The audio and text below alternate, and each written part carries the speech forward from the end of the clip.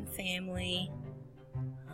Today's video is going to be about numerology, and that your name and your date of birth is not an accident. We're going to analyze the name, date of birth, and find out what it all means and how it can assist you in your journey in this particular lifetime. Numerology is the study of numbers that gives us a different interpretation of the paths and circumstances that surround our everyday life.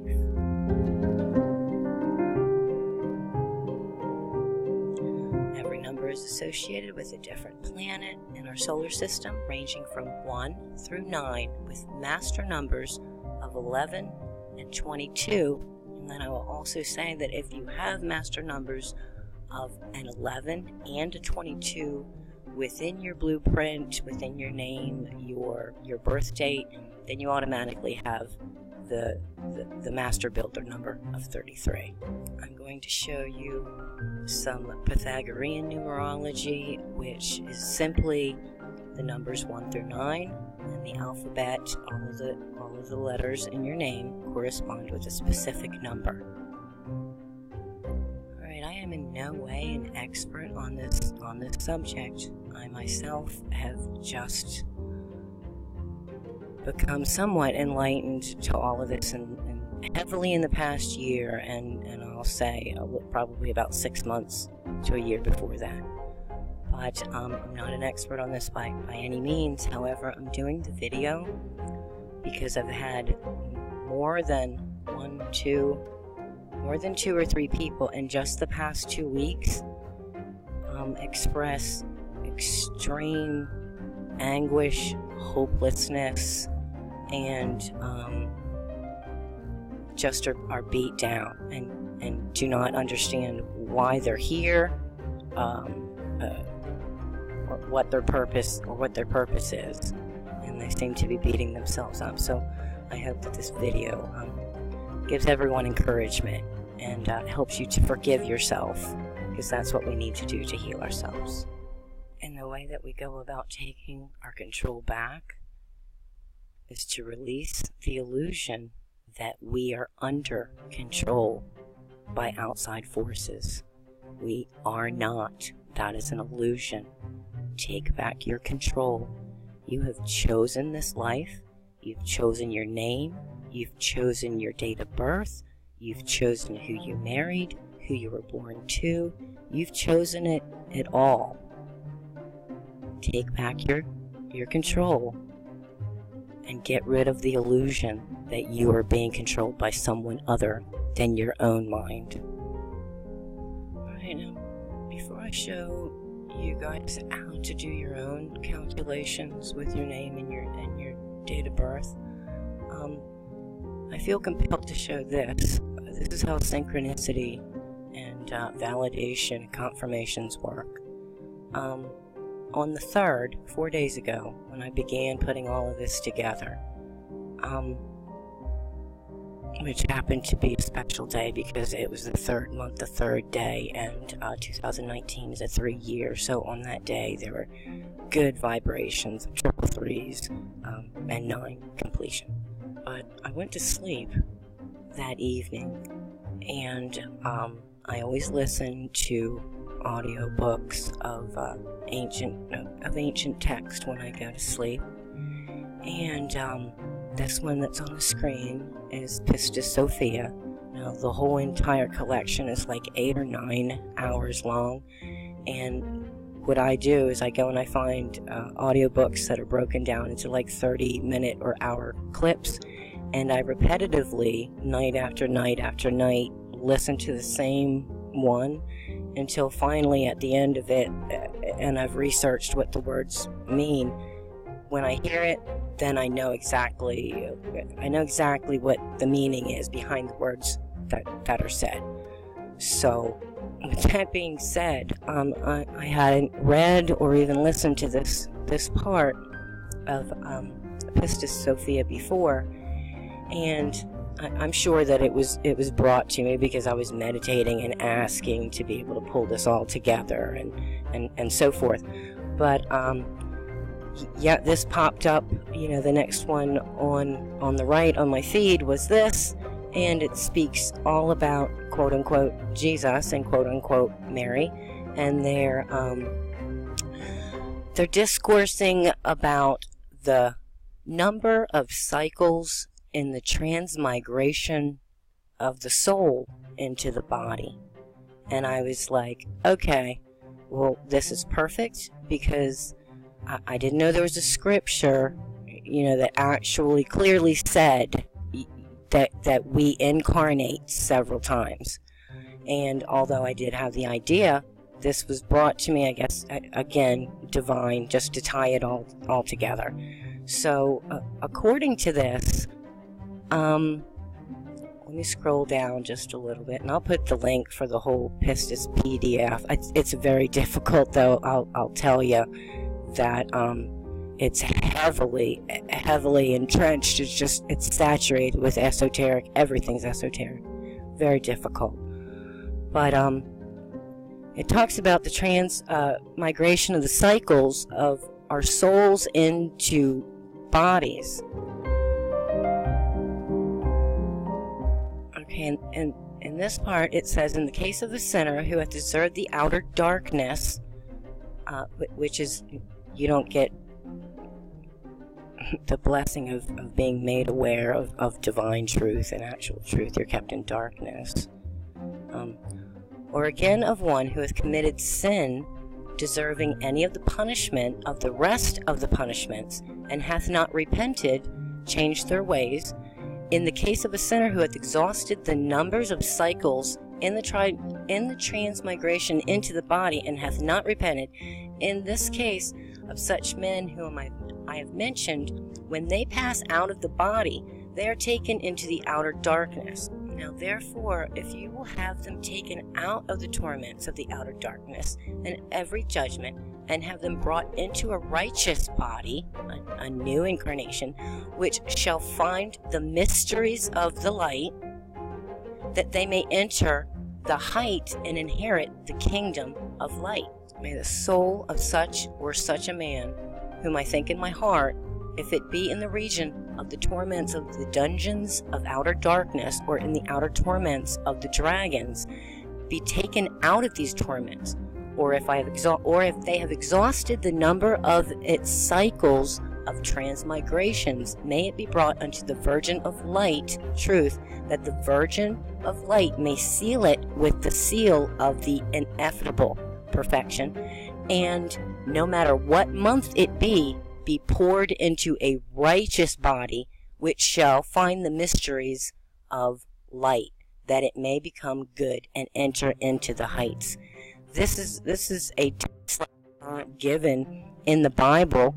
It was cut out of your Bible, because it doesn't say that people will ultimately burn in hell and that's it. Like, here, this is it, one chance, you're born and it all sucks, but you better make a right choice first off, or else you're screwed. No, that's not how it is.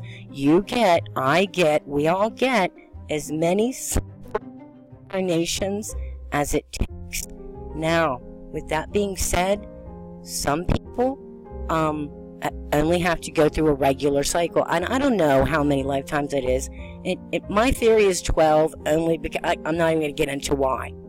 I think like possibly once in each of the zodiac signs. You got, but at any rate, just like a child, they go and they like reach for the stove. One child will reach up for the stove and feel that it's hot and kind of get like a small burn on their hand. They'll never go back and do it again. Another child will get that small burn and literally go back the very next day and get it even worse because they didn't learn.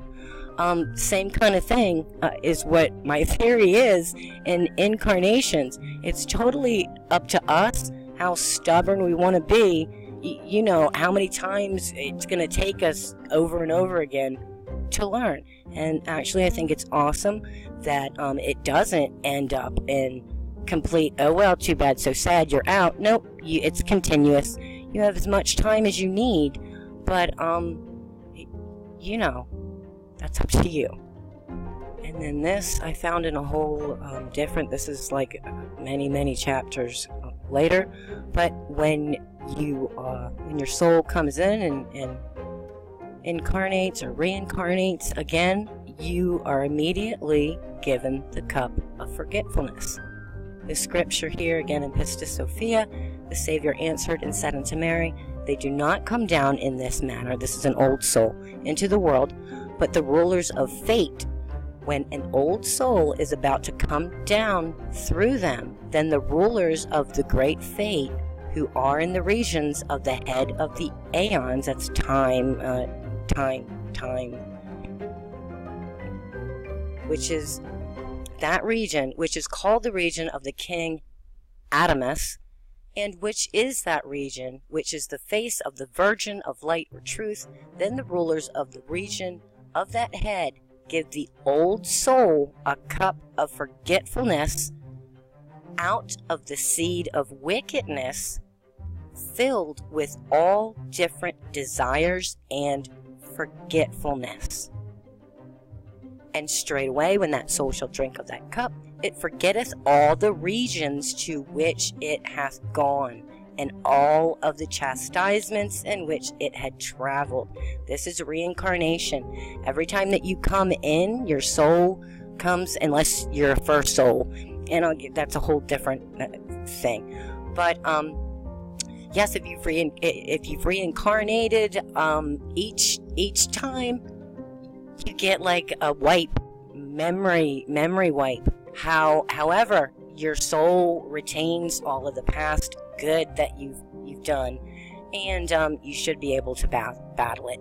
But basically, when you're born, your soul jumps into a body, okay, which that's being born into sin, okay. The body's ruled by flesh, by the senses, okay. So your soul is a spirit of sin. Well, they're different, but for this, your soul jumps into a sin state. So you're born into sin. You're like born upside down.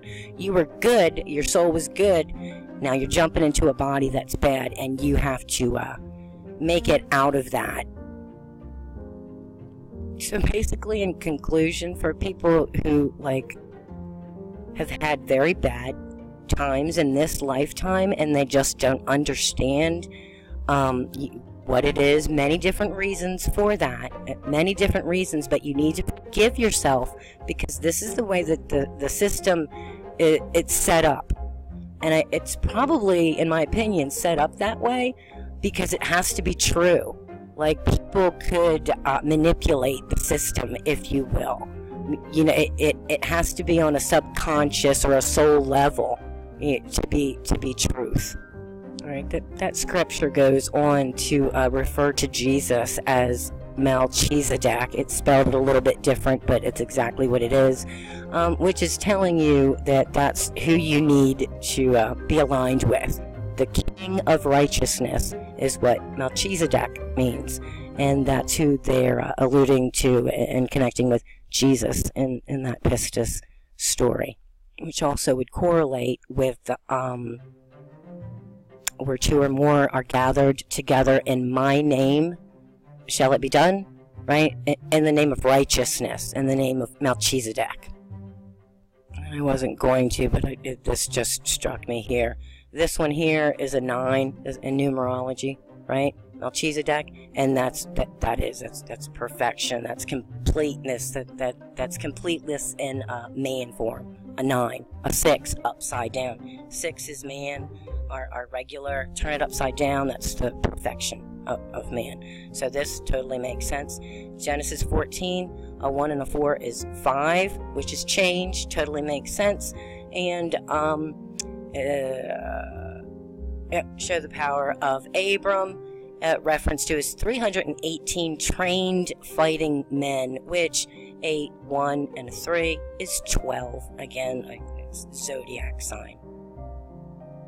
Alright, now I'm going to get on with the calculations and show you. But if you haven't subscribed, click the red button below. And also make sure you click the little bell to get notifications, comment, like, and share. Also, if you're able, please show your support with donations with the links provided below. All amounts are greatly needed at this time, and I will say that it will be returned to you 1,000-fold in your time of need. Please help the channel grow. I'm not going to read all of this out, but I'm going to quickly scroll through numbers 1 through 9 and all of their meanings so that you can go back and decipher your own calculations. Number 1 is a doer, a powerful force that produces results. Always in the forefront, directing, leading others. The shape of the number reflects its meaning. The 1 walks upright with pride and purpose, strong, determined, unwavering, with a specific goal in mind. The number 1 is capable of tuning ideas into reality, and it pushes obstacles aside or simply drills right through them. Number 1s tend to have a simple, straightforward view of life, heedless of its many complexities. Number 1 can be confrontational, jealous, exceedingly stubborn, but also courageous and willing to try anything new, even at a great risk. The 1 has a sense of honor and responsibility that demands our respect and is the first to defend injustice and hypocrisy. So, as we go through here, each number is going to have a positive and a negative. So it's up to you to use the powers of the positive, and if you see the negative, you need to remove it. Befriend a 1 and you have a friend for life. If you're in trouble and you want a friend with a strong 1 on your side, there's not more dedicated protector and braver partner or friend. If it's your enemy, you'll be crushed without mercy. And be forewarned that the number 1 is the most difficult of all lovers, demanding, jealous, confrontational, and impatient. And I'm going to say that I have 1s all through my blueprint, which a couple have turned into 11s, which are great because that's actually 2 and for everyone and not just myself. But yes, all of this completely describes myself at an earlier time to a T, perfectly. Number 2 is the peacemaker. It's almost always gentle, tactful, diplomatic, forgiving, and non-confrontational. Like I just said, I'll show you in a little bit that I guess that my soul, or what, I don't know how it really works, but I changed my 1s into 11s, which gives me the 2, which is awesome. The 2 understands the underlying motivation driving the people around them. Every coin has 2 sides. If the Greek god Zeus could be compared to a number 1, then his wife and sister Hera would represent the number 2. And like Hera, the number 2 can be jealous, mean-spirited, when others reach for something, or covetousness. As a partner, the number 2 is an invaluable asset, ready to defend you at almost any cost. The loyalty of a 2 is unshakable. And another important aspect to the number 2 is almost always intuitive. Of all single-digit numbers, the 2 has keen powers of observation. The faculties help them recognize the inner needs of people around them, often helping others to understand themselves better. Very true. The intuitive 2 is often drawn to the occult, the hidden. Only the double-digit 11 surpasses the 2 in that department, which you guys will see if you have 11s in your that's what you've done. You've either come in as an 11 in your past, you were a 1, or you changed your name and changed your own destiny and made it into an 11. So we had Zeus as number 1, wife/sister, Hera number 2, and then you get the child of the Trinity, mother, father, and then the 3 would be the child. Number 3s are extremely creative. They have a powerful need to express their feelings, ideas, and visions and of the imagination. Coupled with an extroverted personality makes it likely that a person with 3s in the key points of their numerology chart will seek a career, especially in arts or verbal arts. Number 3s are usually extremely attractive and have very good social skills as well. For a 3 to become a well-rounded, balanced, and happy person, you must learn discipline. Also, for some reason, 3s always seem to be in the right place at the right time and are very lucky people. 3s can also have a nasty jealous streak as well, causing conflicts when those people that they've rejected have moved on to bigger and better things and left them behind. They do not like it. Overall, though, they seem to be happy, optimistic, and playful people, and you need that to continue on, that's for sure. Optimism. And lastly, for 3s, happiness is very easy to achieve, but it's almost always the consequence of a materialistic or fleeting object in your life. The biggest challenge for number 3 is to recognize it and to learn that real beauty of life is not found in our possessions or illusions, but rather hidden inside our fellow human beings. I'm going to speed this up because it's really taken a long time, and I wanted to give in-depth information. This is the number 4. It's a masculine number. He does not like to draw attention to himself, but will fight you tooth and nail if you try to muscle in on his territory. 5s.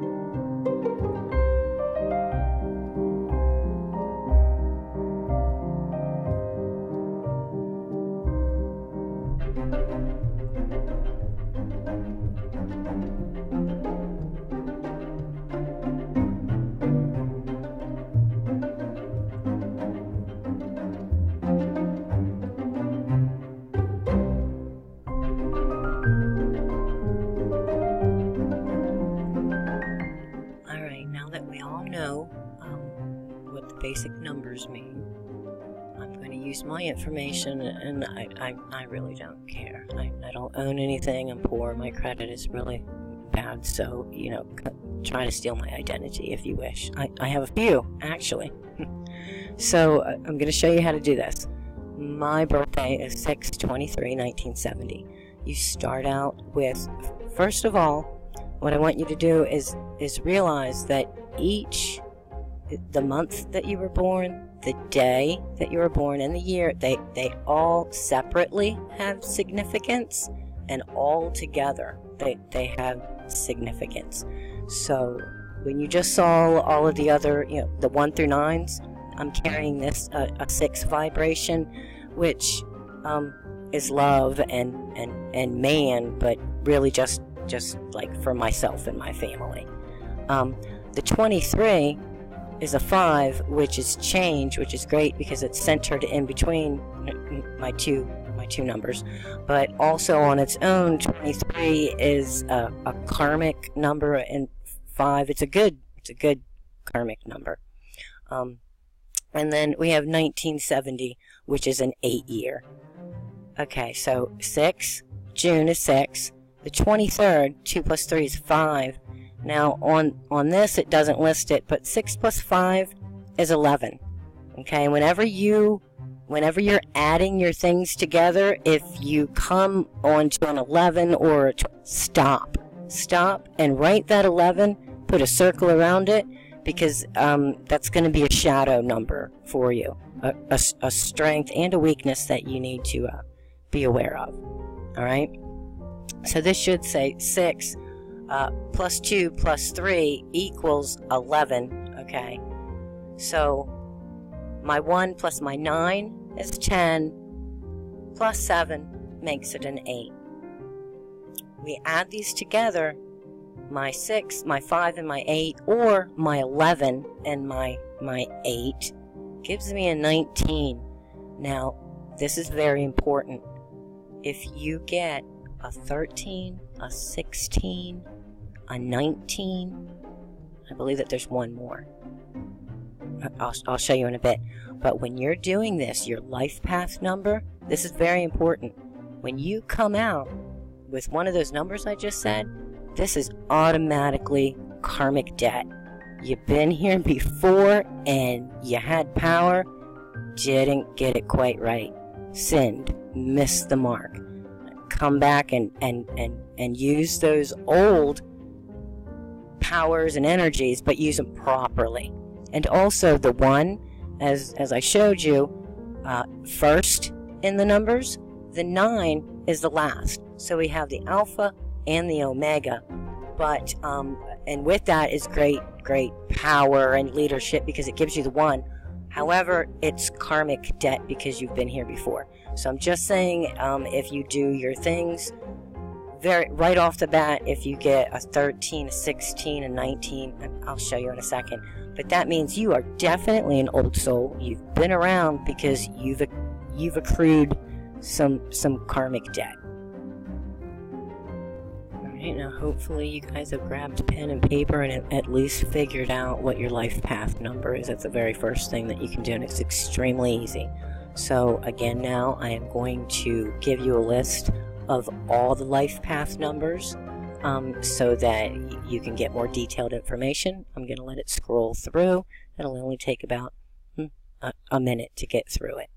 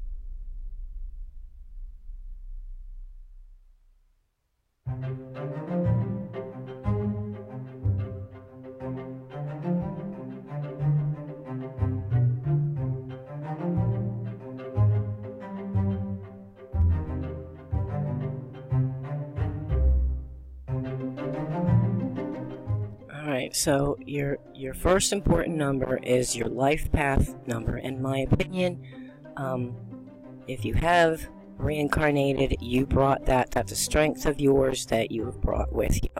So the next thing to look at is your personality number, and that is Pythagoras using your name, the letters in your name. Alright, your personality number serves as a censoring device, both in terms of what you send out and what you allow to be received. And like I said, the personality number it's one of the 5 of your core numbers that include your life path, which is what we just did with your date of birth, your expression we're going to go through, your heart's desire, and I briefly touched on the day or the number that you were born. So let's do your personality number. Alright, now to get your personality number, what you need to do is write out your full name at birth, and I'm going to show you that if you were married or changed your name, you need to do it again, and I'll show you why in a second. But this is what mine looks like. First name Catherine, all of my vowels are taken out, so we just have consonants, and like I said, each one of the letters correlate with a number. Pythagoras, I put it at the very beginning. I'll put it again. Hold on, let me show it right now so everybody will have it. Hold on. Alright, this is a little bit better. Okay, so like I was saying, numbers, each letter correlates with them. So here's mine, and a little bit of background. I was adopted, and I also know my birth name. I've done my birth name. This is my adopted birth name. Then I also have a first marriage which switched my name, and then I have my second and last marriage which switched my name. But I'm just going to show you how I personally believe that we definitely choose the days, the times, our name. I believe all of that is known in advance, and we just don't remember it. Okay, so you see how to do it now. So everybody get out your papers and write down your birth name. Do your birth name first, and then come up with your personality number. And like I said, when you get your first name, if you have if it comes out to an 11, it is a 2, but hold on. Write 11 up in the corner of that, put a circle around it. Okay, but it is a 2 because 1 plus 1 is 2, and you're trying to get to the lowest single digit. Go to your next, do it, single digit, next single digit. And then you add them all up until you get your score. Okay? Now, here's why I said I believe, honestly, that we choose. My life path number is identical to this. So, my birth numbers and the name that I was adopted under both are 19-1.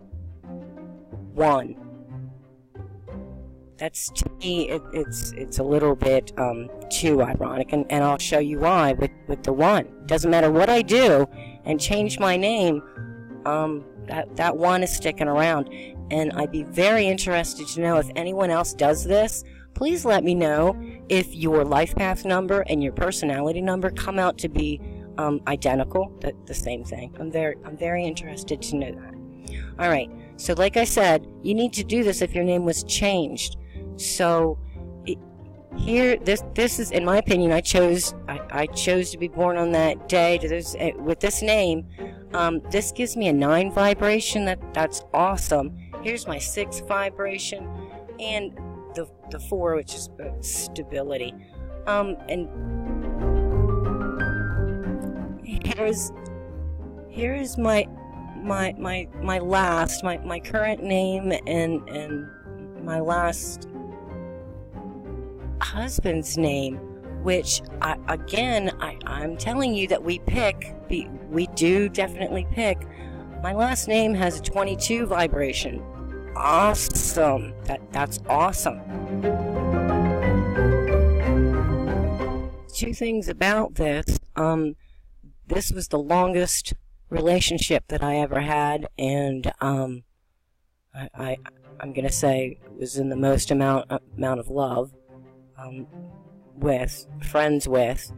Very, very strong number, and I'm pretty sure that I chose this. But what I'm saying is, when I was figuring this out, I was like, you know what? This reminds me of Abram and Sarai in the Bible, when Abram changed his name to Abraham. And that's exactly what we're born, like I'm born with this 9 vibration, right? And my 4, that's really, this is really good. But do I want to make it go places? Well, then I change my name, okay? And I give myself that higher vibration, and this is a master number vibration. So, then we add them all, we add them all together, and it gives a much better outcome than my birth name. I changed who I was from that 19-1 personality, just one. I mean, good leader and whatever, but I'm all alone out there, and it's all about me. I took, you know, that vibration, changed the name, and here, look what I came out with, an 8, which is perfect balance. It's beautiful. So, again, I believe all of this, that we do this knowingly. I really do. Alright, now we go to your destiny number, which is all of your letters and all your consonants and your vowels included. Here it is again. My infamous 11 is showing up. My middle name gives me 2. My birth adopted name gives me a 7, and I want to show you something. 11, which I told you it's not listed here, but 11. Remember what I told you? Whenever you get 11 or a 22, write it up in the corner here. It should have 11 up in the corner with a circle around it.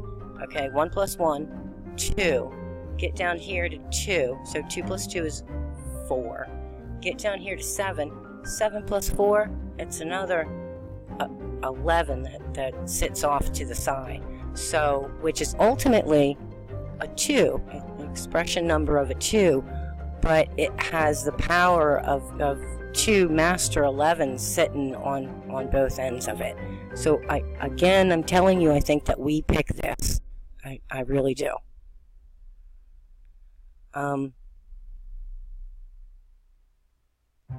Okay, yeah. 2 expression number indicates that you're more intuitive and sensitive to the world and the people around you. You're more likely to crave balance and peaceful resolutions to conflict, which is extremely true. Yep, in my younger days, it was like I didn't fight back. Whatever, whatever was easiest. Yep, have it, do it. Yep, I'll agree, because not in for all of that. So, this was my birth adopted name, which again, I chose to change and take those vibrations and turn it into something else, and turn my expression, my destiny number, into something greater than a 2. So I changed my name. I have my 11, my pretty 11 sitting there. My 2 is still sitting there. But check out what Hamilton gave me. Remember, without the vowels, it was a Magic Master 22. Well, with everything included, it's an 11. So, I didn't pull it up, but when I just use Catherine Hamilton and don't use Lynn, this is usually for legal purposes or whatever. But if I cross this out, I get an 11, an 11, and a 22. But at any rate, what I'm trying to tell you, do you see all of the ones that have been appearing? I guarantee you, and I'm so interested to hear if anyone else, well, I know that your numbers are going to match. You're going to find these numbers that keep reappearing over and over again. Please use the comment section. So now I've traded my expression destiny number from that 2. Now I've changed it into a 6. I'm loving, honest, play the role of a healer and a counselor. That 2 was all about No, stay away from all of this sick people conflict. Just do whatever it takes and say, nope, none. I traded that in to take the healer and the counselor role. Again, I'm very, very interested to hear what other people's numbers are. Very interested. And of course, if you have any questions, like I said, I'm new at this myself, but I'm sure I could help you figure it out. And here's just another example of how, if I change my name and don't use the middle, I come out with a master number, which is a builder, the master builder number. And then that takes us to the next, which is your soul urge or your heart's desire number, which is now you're just using your vowels and not your consonants anymore. Here again, this is my birth adopted name before I changed it. Heart's desire and urge number 2. I'm sorry, my 2 plus my 7 plus my 1. It gives me that 1 again. So no matter how I do it, I'm always coming up with this 1. Heart's desire number indicates that you have a deeper craving to rule over your own direction in life according to what you believe is right, more than others. You desire to be independent and a leader of whatever you venture, endeavor, or whatever. Yeah, yes, yep. That is true. I'm kind of a perfectionist, and everything I've ever set out to do, if I put my mind to it, I certainly did succeed. So, I mean, that's good, but I changed my name. So, let's go and look at that. Changed my name, got married, just like Abraham, worked out a lot better for me, because my heart's desire or my soul urge number changed from a 6 and flipped upside down to a 9, which is awesome. And it's exactly the truth. The number indicates a tendency towards philanthropism, idealism, and causes that help advance the human race and improve the world as a whole. You can be sensitive and emotional and more likely to be a perfectionist, and crave approval from the masses for your good deeds and achievements. And that, I want to, the ego inside of me said, no, that's not true, but yes, it is true, but it's not in like in a braggadocious kind of way. Just like anyone, if you're doing something that's quality and you know that you're helping people and you're actually causing good, well, yes, you do want people to say, that's good. It gives you encouragement and upliftment. So I'm not saying that in like a haughty way or anything.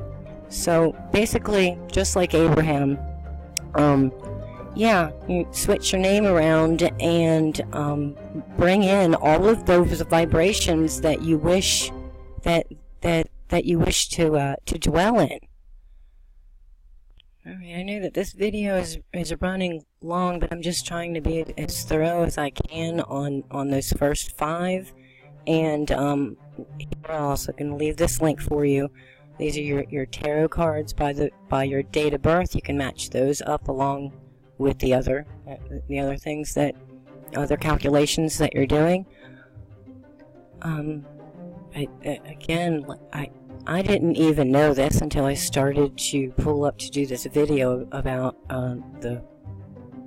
I never correlated my date of birth with tarot cards. I mean, I have some tarot cards, and I have for about a year, and have used them just for myself. And ironically, all 3 of them popped out of my deck on multiple occasions, pretty much every time that I pulled the deck out, and used them for divination purposes for myself. Not, I don't agree with other people doing it for other people's information, but I was using it for myself, and I did find it ironic that those 3 cards popped out all of the time by themselves when I was asking about inner questions, and here they all are. But even more intriguing, when I pulled these up, June is the sun, the Wheel of Fortune is the 23rd, and the Magician is my year, because this is an 8. So these infinity sign, the Magician, 8, and 2 plus 3 is 5. So that's this change, never always changing, right? And this, I don't really understand why the June and I mean sun. Yes, I mean it's the summer. That's why June. But I'm saying the number kind of confuses me. When we look up here at these numbers, they're well, here. Let me show you this real quick. I'll show you how many. A quick thing about the tarot. All right, a tarot deck consists of 78 cards. If we reduce 78 cards down, 7 plus 8, we get a 6, which is man. This is all about us and how we can heal man, ourselves. The first 22 cards, master number, are major arcana. These cards have symbolic meanings focused on the material world and the intuitive mind and the realm of change. The remaining 56 cards, 5 plus 6 is an 11, and 22 plus 11 is that perfect master 33. Okay, the remaining 56 cards are minor arcana, and they're divided into 4 groups or suits. You have your swords, your coins or pentacles, your wands, and your cups. Now these are all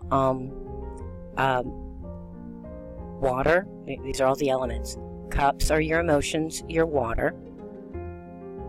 The swords are your words, your thoughts, and your actions. Your words, swords. You know, you can swap it around and it says swords. Or your words. So this is air. You have cups, emotions, water. You have swords, words, air. And you use your wands, which is fire, and that stands for your passion and your drive. So we're using all 3 of those to get to the earth, which are earthly things, things that come to fruition, rewards, see, coins, things of value, earthly value.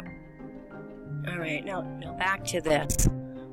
These are 3 major arcana cards, and I want to show you this. The Magician is the very first. It's a number 1 in the deck. It's the very first card. This is a 10. It's the Wheel of Fortune, so that reduces to a 1. And the Sun over here is 19. Now the way that Roman numerology works is very strange, because you wouldn't think that with this, since this is a 10 and this is a 1. How this works, this is in fact a 19, but this 10, and then you have the 1 in front of this 10, which means minus 10, 1 minus 10, leaving it a 9, so you have a 9 and a 1, so this is actually a 19. However, what is your 1 and your 9 when you reduce it down? It's another 1. I am inundated with 1s. This is to its lowest form a 1. This is a 1. And this already is a 1. And again, I want to say, I'm not saying this in like some kind of haughty way, but if you look into your things and you're finding 11s and 22s, 33s, you're hitting all major arcana cards, you have karmic debt from the past, please know that you are here for a very specific purpose. You are definitely an old soul. You don't get master numbers and major arcana unless you've been around for a while. Yeah, so just remember, with great powers comes great responsibilities. And if you're seeing things like this in your blueprint, don't get up on a high horse. Clearly, yes, you have it, but you're not completed. You're not completed yet. We need to look at all of the negative effects, so that we can keep the good, the high vibrations, because in each and every card, in each and every number, there is a plus or there is a minus, and it's up to us to figure it out, and stay on the high end, the high vibration. Really quickly, I want to show you how closely this is with the Bible. I'll reiterate to anyone who's new, I was extremely indoctrinated, Christian school, Baptist church for my entire life. So this all puts me at peace and at ease, because things start to become clear and make sense. This is the as above, so below, and infinity. Okay, he's got also the sword. I mean, he's number one. He's got his wand, he's got his sword, he's got his cup, he's got his pentacle. Like everything, that's what you need, right? That's the power. The sun, I don't know what verse it speaks. I think it's Isaiah 11. Yeah, I actually think it is Isaiah 11 about the king riding in on the white horse. At any rate, I want to show you some symbology here. This is body, soul, and spirit. This is what you're riding. This is your body, your what's carrying your soul. This little newborn child, you must become as a child, or you're not going to see the kingdom of heaven. This little child is a newborn spirit. We have our body, our newborn spirit, and we got there through this. This is the soul, and the red represents the blood. And anybody who knows about other videos, your Christos, your chrism, everything is within us. And if we look without and above and around and in every direction, it'll all point to one direction, and we'll receive the divine knowledge that we're seeking. But we must seek. Now this one is the one that I wanted to say. First of all, I like it. It's my card because they're my cards. But in the middle, I like the Wheel of Fortune. This is balance. It's a 5. It's in the middle, and I like that. I want to point this out, though, again, for biblical purposes. This is our zodiac wheel. This is a snake, and this is a dragon that comes around it. But I'm going to point out this. Do you see this? This is an eagle. This is a man with wings. Down here in this corner, this is a bull with wings, and this is a lion with wings. Immediately when I saw it, I said, I know what that is. Comes straight out of Revelation 4:7, which has 11. Revelation 4:7, and the first beast was like a lion. The second beast a calf or a bull. The third beast had the face of a man, and the fourth beast was a flying eagle. Okay, your karmic debt and your past lives, karma that you need to take care of. There are 4 karmic debt numbers, and each of the numbers signify a different area of abuse. To find out your karmic number, there are 3 areas in numerology which we need to pay attention to. The day of your birth. If you were born on a 13th, a 14th, a 16th, or a 19th, automatically, yes, you're an older soul, and you have karmic debt. So your life path, 13, 14, 16, or 19. By the way of, your life path number is a 1, a 7, a 5, or a 4. No, not life path. I meant personality. So we have the date of birth, we have our personality, and our life path is the third one. If your life path number comes out to, just like the personality thing, if it comes out with a 13, a 14, a 16, or a 19, or if you come out with a 4, a 5, a 7, or a 1, by the way of those, then that is karmic debt. And now we'll find out how you incurred that karmic debt. The karmic number 13 is laziness in your past life. People with a karmic debt number of 13 will need to focus their energy on hard work and may eventually find it difficult to stop working. This is retribution for a past life dominated by laziness and finding success in the hard work of other people. Yep. Go to sleep, i.e., die, reincarnate, come back. Poverty's gonna hit you like a bandit. And scarcity like an armed man, because you've brought back debt that now you have to deal with. People with the number 13, you must fight the temptation to take shortcuts. Do not take the easy way out. You will often feel frustrated and exasperated, as your hard work frequently leads to no visible signs of success. But do not give up. Success is within your reach, and while trying times may leave you often feeling exhausted, it's going to pay off. An example to take comfort in is Thomas Edison was a 13, and he was famously quoted as saying, "I have not failed, I've just found 10,000 ways that do not work."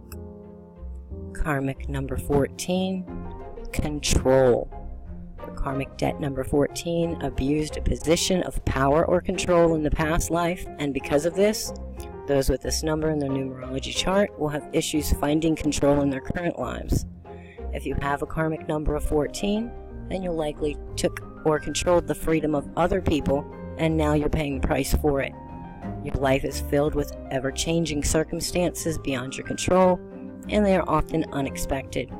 You tend to be obsessed with your own freedom to the point that you are at risk of surrendering it to the life in the form of addictions.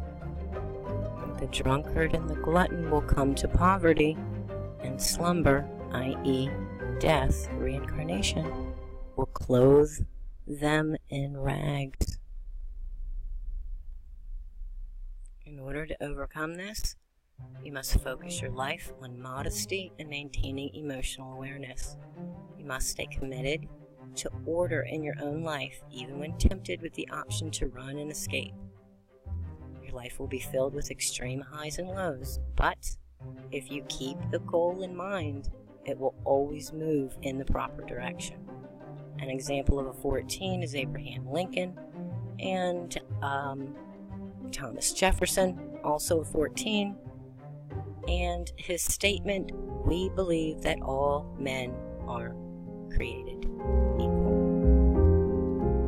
Karmic debt number 16, inflated ego. Number 16 is about cleansing and can often be very, very painful to detox from the ego. Those with this number allowed their ego and vanity to hurt others in the past life and will now see its destruction. The karmic debt number is particularly excruciating, as the fall of the ego generally comes after it has been severely inflated in the present life. Yes, you must be brought down to be lifted up. You must be brought low to reach the heights. If you have a karmic debt number of 16, then you most likely have grand plans for your life. However, when confronted with challenges or decisions, you find yourself making choices that are self-destructive. The 16 is a different form of karmic number. It's definitely its own thing, and it's not easy to overcome. It involves a continuous cycle of rebirth. After collapse, you'll learn the way of humility. You must recognize that power is meant to be shared, and you are superior only to your former self. An example to take comfort in is Mother Teresa's personality number was a 16, which gives her karmic debt, and her mission was to teach the power of love and acceptance. And while the world tends to focus on her later years, her earlier years were filled with lessons in humility, especially when it came to the medical fields. So all the 16s, pride goes before destruction, and a haughty spirit before the fall. Yeah, again, death and reincarnation. And, really? This is a 7. This in numerology is a 7, and this goes for, karmic debt 16, which is a 7. I like it. I promise I didn't try to do that on purpose. I like it. I like it. The last karmic number is 19, and that is selfishness. For those of us, that's mine, with karmic number 19, we had great talent in our past lives, which most likely led to a position of power. However, instead of using this gift to help others, I and other people, 19s, we enriched and advanced only ourselves, and I've thought about this, and it could also be that you only helped your own, like your own kind, or your own family, or those around you, not anybody besides yourself and your close people. The number 1 symbolizes a beginning, while the number 9 symbolizes an end. Your journey will be about the give and take that happens in the middle. In this life, we must learn how to be of service to others, and also how to accept the support of others. Which again, this really rings true with myself, because I can remember always doing for everyone my whole entire life, putting myself, you know, back, and people try to help. No, I don't need it. I don't need it. And that's that one trying to be like, nope, don't need your help. Nope. Those of us with this karmic debt number often stubbornly independent and resist help in the face of struggle. However, no man is an island, and you will lock yourself into a self-imposed prison of loneliness if we're not careful. To overcome this, we must learn to form deep connections with others and realize that ignorance is not bliss. We will be tempted to avoid our emotions and memories that are painful or filled with regret. Yes, very, very true. I'm a Cancer. We tend to squishy on the inside, hard on the outside, and when stuff happens, we run away backwards. But we need not to. Reliance on others is key to facing our own inner turmoil. Do nothing out of selfish ambition or vain conceit. Rather, in humility, value others above yourself, not looking to your own interest, but each of you to the interest of others. Philippians 2:3-4, which I might add, adds up to a 9. So instead of that karmic debt number being a 19, cut off the 1, the me only, the selfish part of it, and leave the 9, which is humanitarianism, selflessness. And our famous 19 is Eliot Ness, most noted for his tireless law efforts during the Prohibition. Ness led a team known as the Untouchables to combat organized crime, trafficking, and the government's own internal corruption. Ness held a position of power, and with the support of his team, dedicated his life to justice. And lastly, in astrology, your life purpose is encoded in your north node and your south node of the moon. Your moon, that's a reflection of who you actually are. The lunar nodes are directly opposite each other in your chart. They aren't planets, but rather mathematical points on your chart that fall into 2 opposite zodiac signs. For example, your north node is in Capricorn, then your south node would be, which is Cancer, and so on. But the bottom line about this is that your north node represents our karmic paths. We bring in our past karmic strengths as well as our karmic debt, and the lessons that we came here to learn, or the language that we're learning to speak. The South Node reveals the challenges and gifts that we bring previous lifetimes, reincarnations, that allow us to know who we are, who we were, and not to make the same mistakes as we did when we were who we were. Here's a chart so that you can find your own North and South Node dates. The first three: Aries, Taurus, Gemini, Cancer, Leo, Virgo, and this one's mine right here.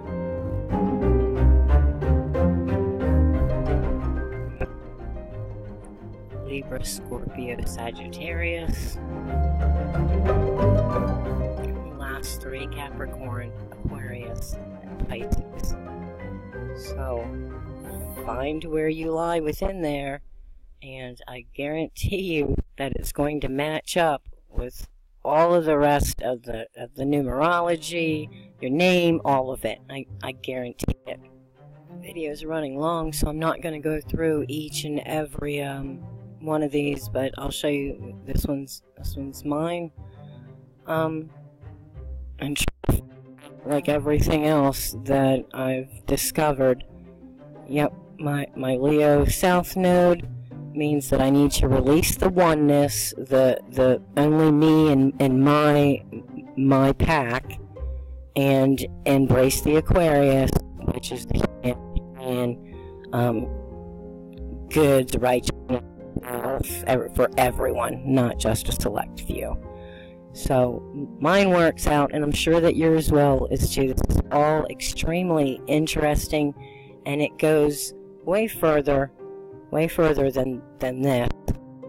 You get into pinnacles and cycles, and it gets really in depth. Possibly I'll do another video, you know, on a even more in depth, if you can imagine that. But at any rate, it's all very, very interesting, intriguing, and not whatsoever.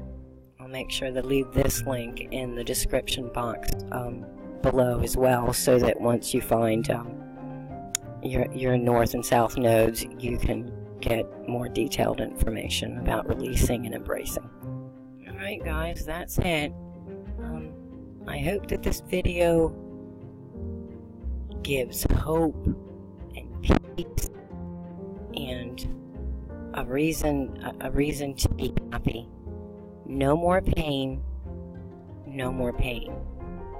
Take control by releasing the illusion that you are under control.